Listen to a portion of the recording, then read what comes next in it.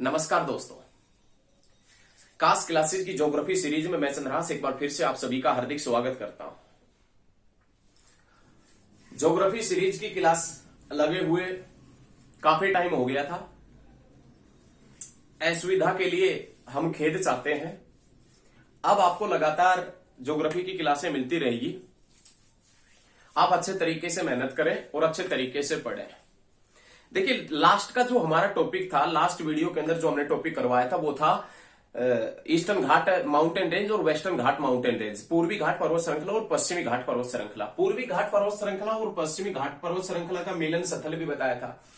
पश्चिमी घाट और पूर्वी घाट जो पर्वत श्रृंखला है उसका मिलन स्थल कहां पर है, तो आप याद रखिएगा तमिलनाडु के अंदर। तमिलनाडु के अंदर कौन सी पहाड़ियों के ऊपर? नीलगिरी पहाड़ियों के ऊपर। और नीलगिरी की पहाड़ी कौन कौन से स्टेट में फैली है? केरल, कर्नाटक और तमिलनाडु के अंदर फैली है। याद रखिएगा, लास्ट वीडियो के अंदर जो हमने पॉइंट करवाया था वो पॉइंट ये था कि जो पश्चिमी घाट पर्वत श्रृंखला है और पूर्वी घाट पर्वत श्रृंखला, एक तो इसका जिक्र किया था, और पश्चिमी घाट पर्वत श्रृंखला और पूर्वी घाट पर्वत श्रृंखला का मिलन स्थल बताया था।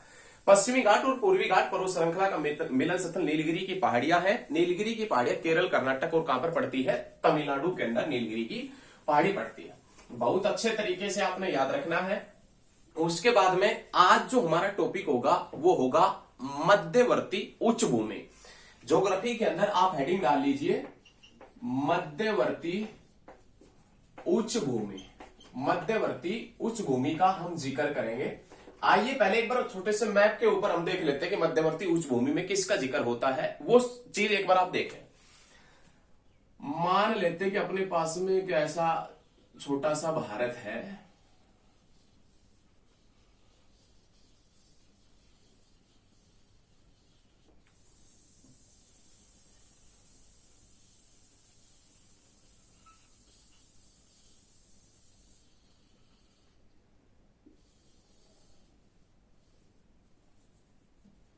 इस प्रकार से हम मान लेते हैं कि अपने पास में ये एक भारत है।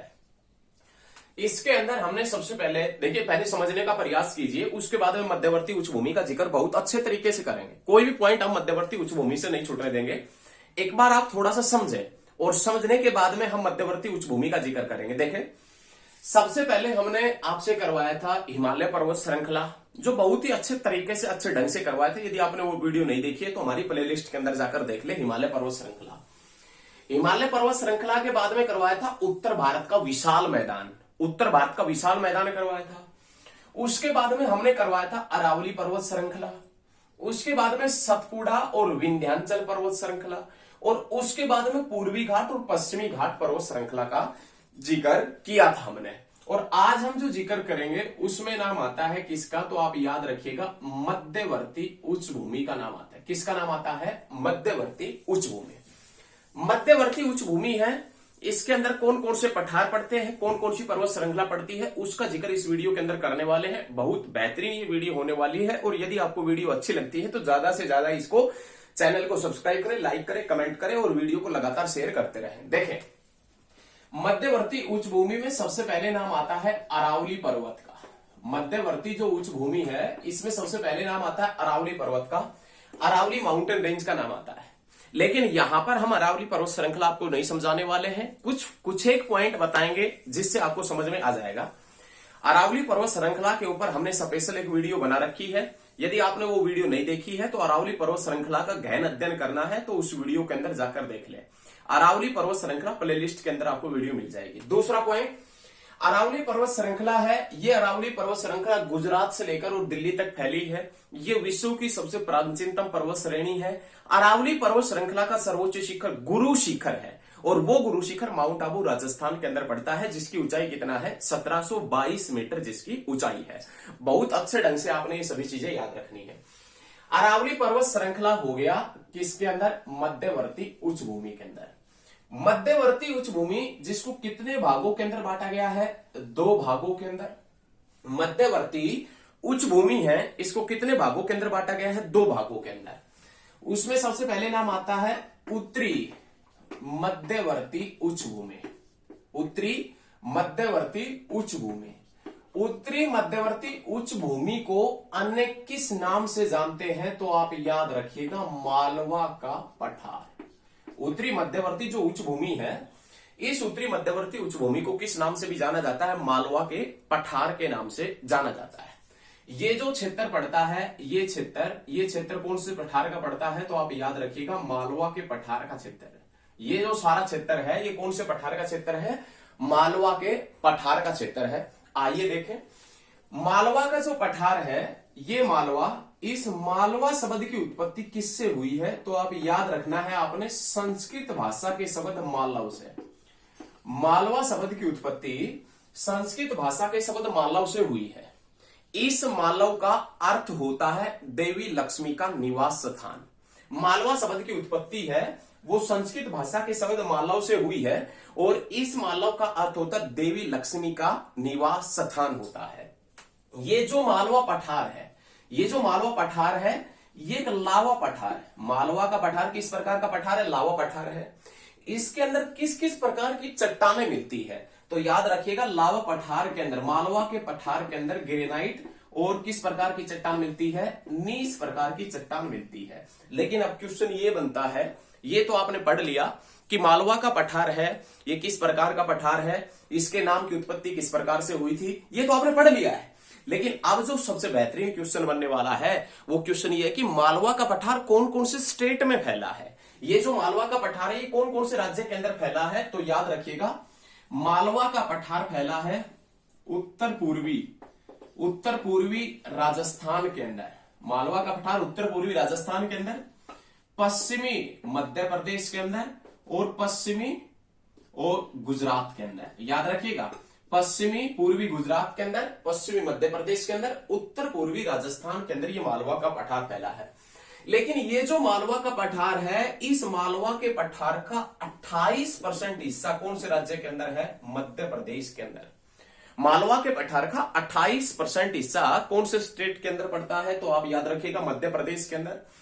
इस मालवा के पठार के ऊपर सर्वाधिक मात्रा में मिट्टी कौन सी मिलती है? तो आप याद रखिएगा काली मिट्टी इस मालवा के पठार के ऊपर सर्वाधिक मात्रा में मिलती है।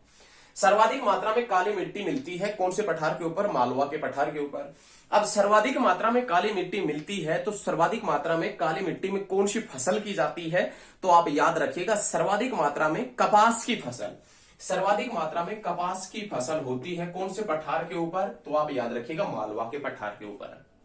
नेक्स्ट पॉइंट, मालवा के पठार के उत्तर में, मालवा के पठार के उत्तर में अरावली पर्वत श्रृंखला है। मालवा का जो पठार है इसके उत्तर में कौन सी पर्वत श्रृंखला? अरावली पर्वत श्रृंखला।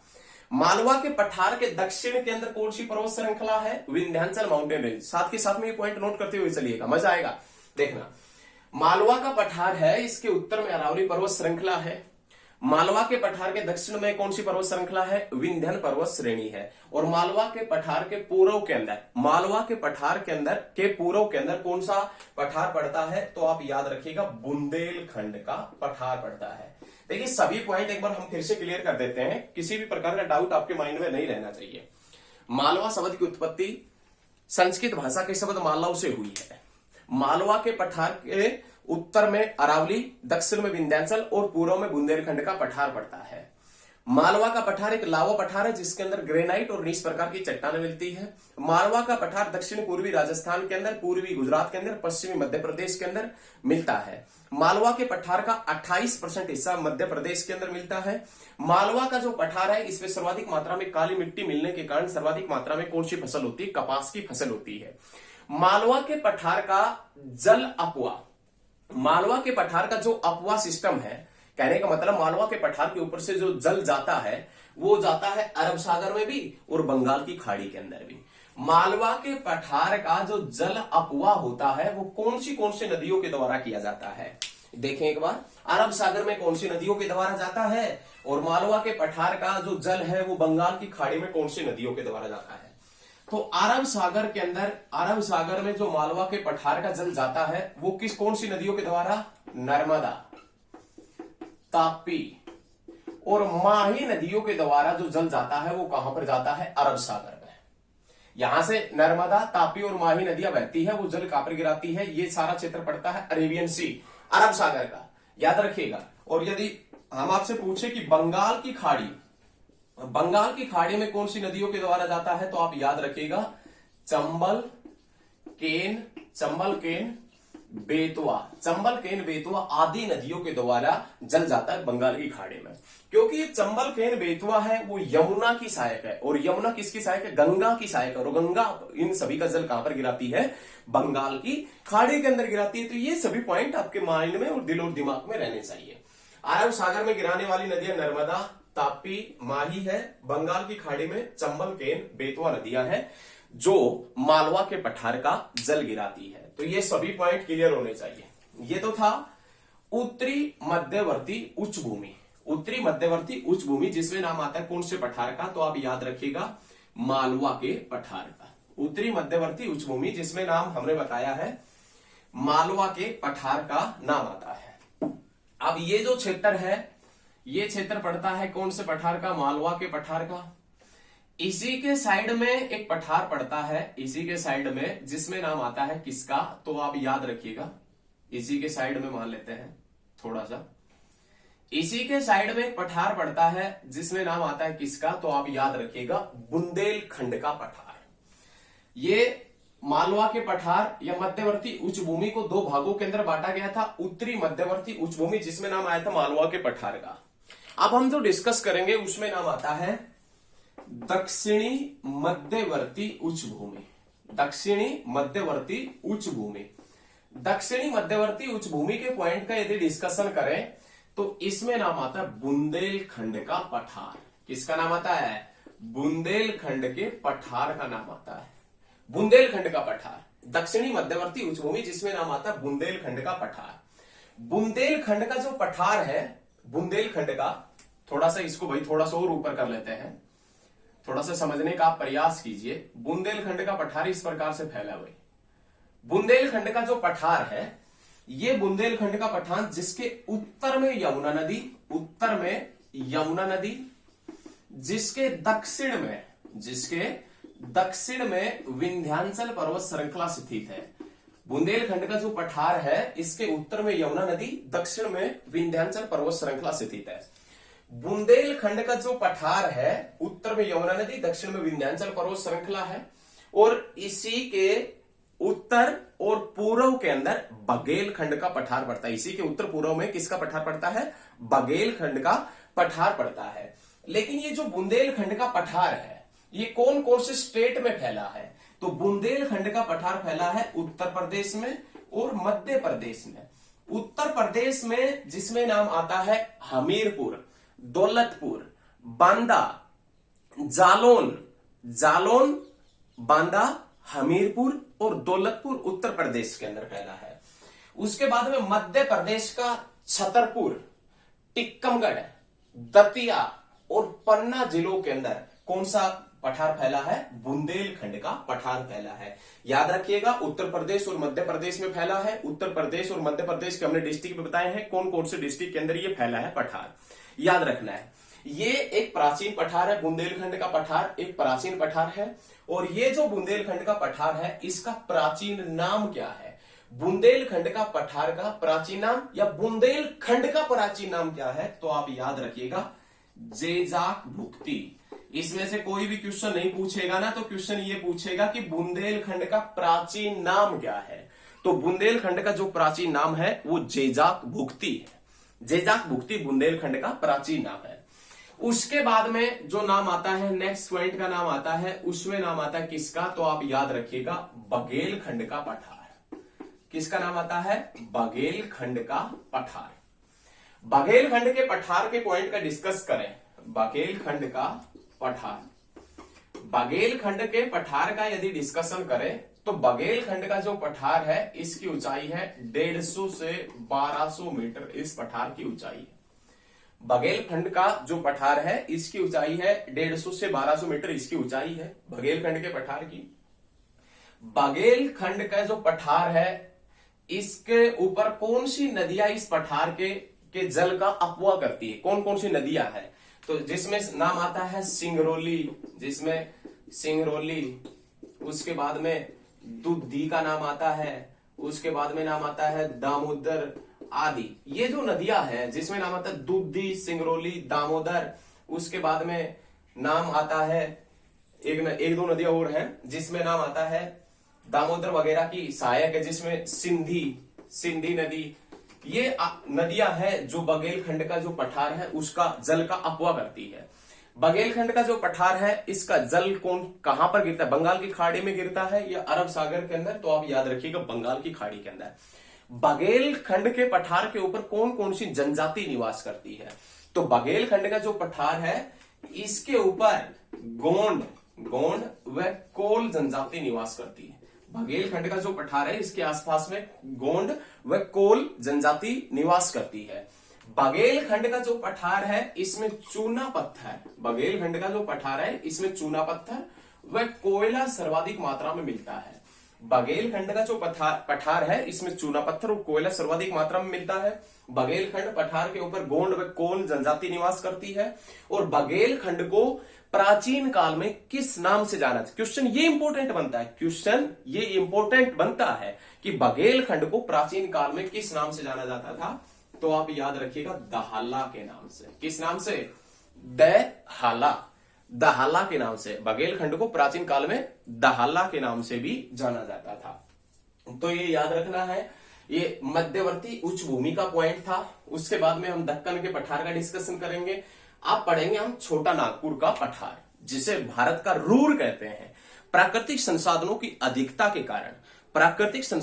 अधिकता के कारण भारत का रूर किसे कहा जाता है? छोटा नागपुर का पठार। और उसी छोटा नागपुर पठार का डिस्कशन हम करने वाले हैं। ये सभी पॉइंट क्लियर है? क्लियर होने चाहिए, बिल्कुल क्लियर है। बिल्कुल नॉर्मल तरीके से शांत माइंड से आप पढ़िएगा। और यदि वीडियो में आपको समझ में नहीं आता है ना, तो बैक करके अवश्य देख लीजिए, बैक करके देख लीजिए, सब पॉइंट क्लियर हो जाएंगे। ऐसा कोई पॉइंट है नहीं जिसमें आपको महारत हासिल करना हो, कि किस प्रकार से भाई ये कोई क्वेश्चन इससे बाहर नहीं आएगा। ये सीपीयू सीजीएल लेवल तक है, इससे बाहर नहीं आने वाला है कुछ भी। याद रखिएगा स्टेट पीसीएस में भी इससे बाहर नहीं आएगा कुछ भी। और स्टेट पीसीएस वगैरह, यूपीएससी, आईएएस वगैरह के तो क्वेश्चन हम करवाते रहते हैं, तो इससे बाहर कुछ नहीं आने वाला है। वरना हम देखना प्रैक्टिस सेट करवाएंगे आईएएस वगैरह के, यूपीएससी वगैरह के और इनके स्टेट पीसीएस के, तो देखना यहां से क्वेश्चन निकलेंगे। तो आपने ये याद रखना, सभी पॉइंट अपना नोट करने साथ के साथ में, और सभी पॉइंट को क्लियर करते हुए चलिएगा। हम मानते हैं कुछ स्टूडेंट हमारे साथ में जुड़े हुए हैं, तो ये ऑफलाइन में हमने कभी नहीं करवाया, और ऑफलाइन में नहीं करवाया तो आपको कुछ दिक्कत हो सकता है। और नए स्टूडेंट है जो ज्योग्राफी नए तरीके से पढ़ रहे हैं, उनको तो बेहतरीन तरीके से समझ में आएगा। समझ में सभी के आना चाहिए, किसी प्रकार का कोई डाउट नहीं है।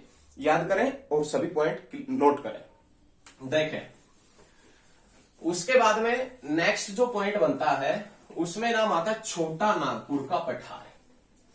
छोटा नागपुर पठार, छोटा नागपुर पठार के पॉइंट का डिस्कशन करें। अब इसको हम थोड़ा सा मिटा दे रहे हैं, मिटा दे, हाँ, तो क्लियर होने चाहिए। और यदि आपने नोट नहीं किया है ना, तो वीडियो को बैक करके नोट कर लीजिए। अब हम जो डिस्कस करेंगे उसमें नाम आता है किसका? तो आप याद रखिएगा छोटा नागपुर के पठार का। नेक्स्ट पॉइंट आता है छोटा नागपुर पठार। छोटा नागपुर के पठार का डिस्कशन करें तो सबसे पहले बता दें छोटा नागपुर पठार का जो क्षेत्रफल है। छोटा नागपुर पठार का क्षेत्रफल है 65,000 वर्ग किलोमीटर। कहने का मतलब एक स्टेट पड़ता है हरियाणा, और उस हरियाणा का क्षेत्रफल है लगभग 45,000 के समथिंग। वैसे 44,212 है, 44,212, और ये पठार जो है इसका क्षेत्रफल है 65,000 वर्ग किलोमीटर है। तो फर्स्ट क्वेश्चन आपने नोट करना है। दूसरा, छोटा नागपुर का पठार है, ये दक्कन के पठार के पूर्वोत्तर में स्थित है। दक्कन का जो पठार है इसके पूर्वोत्तर में स्थित है। दक्कन के पठार के किस में स्थित है? पूर्वोत्तर के अंदर स्थित है। ये जो क्षेत्र पड़ता है ये दक्कन का पठार है, और दक्कन के पठार के पूर्वोत्तर के अंदर, दक्कन के पठार के पूर्वोत्तर के अंदर कौन सा पठार स्थित है? तो आप याद रखिएगा छोटा नागपुर का पठार, जिसका क्षेत्रफल कितना है? 65,000 वर्ग किलोमीटर जिसका क्षेत्रफल है। छोटा नागपुर पठार फैला है बिहार में, पश्चिम बंगाल में, बिहार, पश्चिम बंगाल, उड़ीसा में, छत्तीसगढ़ में, झारखंड में,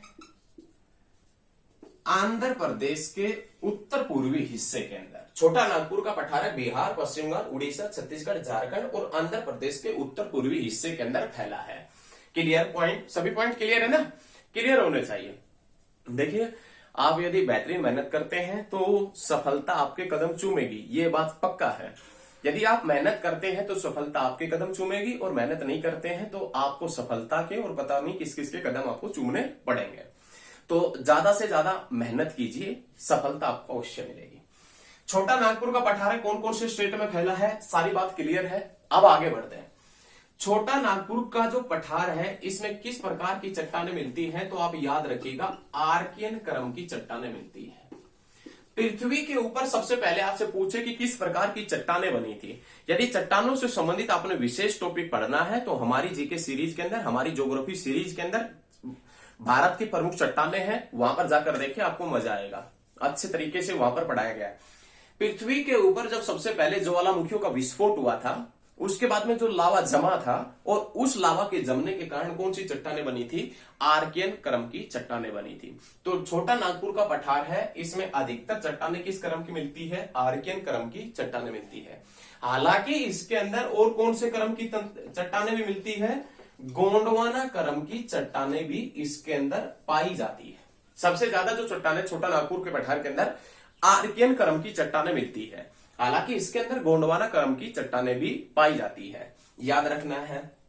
उसके बाद में आपने याद रखना है छोटा नागपुर का पठार है, इसमें प्राकृतिक संसाधनों की अधिकता है। छोटा नागपुर पठार के अंदर प्राकृतिक संसाधनों की अधिकता है, और प्राकृतिक संसाधनों की अधिकता के कारण ही, प्राकृतिक संसाधनों की अधिकता के कारण ही इसे भारत का रूर कहते हैं। भारत का रूर, भारत के रूर के नाम से किसे जाना जाता है, तो आप याद रखिएगा छोटा नागपुर पठार को। यही क्वेश्चन एग्जाम में आता है, ये क्वेश्चन बहुत बार एग्जाम में आता है, तो सारे पॉइंट आपको क्लियर होने चाहिए। भारत का रूर किसे कहते हैं, छोटा नागपुर पठार क्यों कहते हैं, ये आप बता देना दुनिया से, आप बता देना एग्जामिनर से। प्राकृतिक संसाधनों की अधिकता के कारण कहते हैं। परंतु आपने बेहतरीन क्वेश्चन ये भी याद रखना है कि छोटा नागपुर पठार के अंदर, छोटा नागपुर का जो पठार है इसके अंदर और भी छोटे छोटे पठार हैं, और भी छोटे छोटे पठार मौजूद है, जिसमें नाम आता है पुरुलिया पठार, संथाल पठार, हजारीबाग पठार। ये सभी छोटे छोटे पठार हैं, वो छोटा नागपुर पठार के ऊपर स्थित है। और छोटा नागपुर पठार के ऊपर जो छोटे पठार हैं, छोटा नागपुर पठार के ऊपर जो छोटे पठार हैं, उन छोटे पठारों को किस नाम से जानते हैं, तो आप याद रखिएगा उन छोटे पठारों को पाट के नाम से जानते हैं। किस नाम से, पाट के नाम से जानते। छोटा नागपुर पठार के ऊपर जो छोटे पठार है ना, उनको स्थानीय भाषा में किस नाम से जानते हैं, पाट के नाम से जानते हैं। याद रखिएगा। इसके ऊपर एक पठार पड़ता है हजारीबाग, और इस हजारीबाग के अंदर सर्वाधिक मात्रा में क्या मिलता है, तो आप याद रखिएगा कोयला। और ये जो छोटा नागपुर पठार है, इसके ऊपर एक नदी घाटी बनाती है। कौन सी नदी है, दामोदर नदी। कौन सी नदी, दामोदर नदी। और वो दामोदर नदी जो कौन से क्रम की चट्टानों के अंदर मौजूद है, गोंडवाना क्रम। और गोंडवाना क्रम की चट्टानों में सर्वाधिक मात्रा में क्या मिलता है, कोयला। तो दामोदर नदी है, वो छोटा नागपुर पठार के ऊपर घाटी बनाती है, और दामोदर नदी घाटी में सर्वाधिक मात्रा में क्या मिलता है, कोयला मिलता है। सर्वाधिक मात्रा में क्या मिलता है, कोयला। और ये जो पठार है छोटा नागपुर का पठार, इसका जल अपवाह कौन सी नदियों के द्वारा होता है, तो जिसमें आपने याद रखना है दामोदर व बराकर नदियों के द्वारा। दामोदर व बराकर नदियों के द्वारा छोटा नागपुर के पठार का जल अपवाह किया जाता है। दामोदर जो नदी है वो गोंडवाना क्रम की चट्टानों के मध्य बहती दामोदर नदी घाटी में सर्वाधिक मात्रा में कोयला मिलता है। तो याद रखिएगा प्राकृतिक संसाधन काफी मात्रा में पाए जाते हैं, कहां पर, छोटा नागपुर के पठार के ऊपर। और इसी कारण भारत का रूर कहते हैं किसको, छोटा नागपुर पठार को। तो याद रखिएगा ये मध्यवर्ती उच्च भूमि का डिस्कशन किया था, यहां पर मध्यवर्ती उच्च भूमि, उसके बाद में छोटा नागपुर का पठार। मध्यवर्ती उच्च भूमि में 3 पठार, मालवा पठार, बुंदेलखंड और बघेलखंड, और छोटा नागपुर का पठार। कल जो नेक्स्ट वीडियो आएगी उसके अंदर हम जिक्र करेंगे किसका, तो आप याद रखिएगा दक्कन के पठार का। वेरी वेरी इंपॉर्टेंट है दक्कन का पठार, उसका भी जिक्र करेंगे।